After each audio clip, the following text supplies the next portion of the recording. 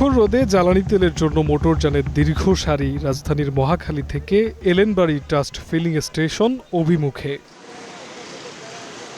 লাইনে দাঁড়িয়ে কেউ গুনছেন অপেক্ষার প্রহর, কারো ভেঙেছে ধৈর্যের বাঁধ।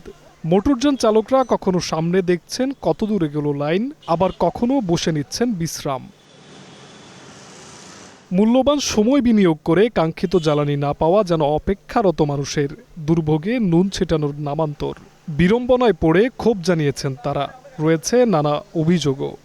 না ভাই, ঠিক মতন তেল পাই না। এই যে রাত্রে 4টা বাজে সিরিয়াল ধরছি, অন কয়টা বাজে, সকাল নাস্তা খাই নাই, দুপুরে ভাত খাই নাই। পাম্পের অনেক কর্মী আছে, যাদের মামা খালু চাচা আছে, তারা খুব ইজিলি তেল নিতে পারে।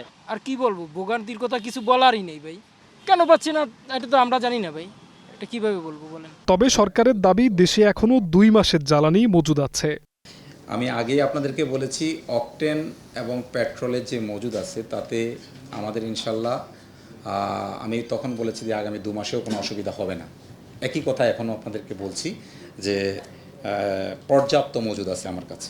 দুর্ভোগ কমাতে সরকার ডিজিটাল মাধ্যমে ফুয়েল পাস সেবা চালু করেছে, তবে সংকট নিরসনে সেটির প্রভাব চোখে পড়ার মতো না। বৈশ্বিক যুদ্ধ পরিস্থিতি স্বাভাবিক হতে শুরু করলেও দেশের জ্বালানি বাজার নিয়ে মানুষের মনে তৈরি হওয়া শঙ্কা এখনও কাটেনি।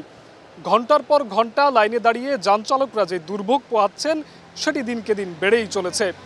কবে নাগাদ কাটবে এই সংকট আর ফিরবে সুদিন, সেই অপেক্ষা সকলের। জিহাদ রাহাত, গ্রিন নিউজ, ঢাকা।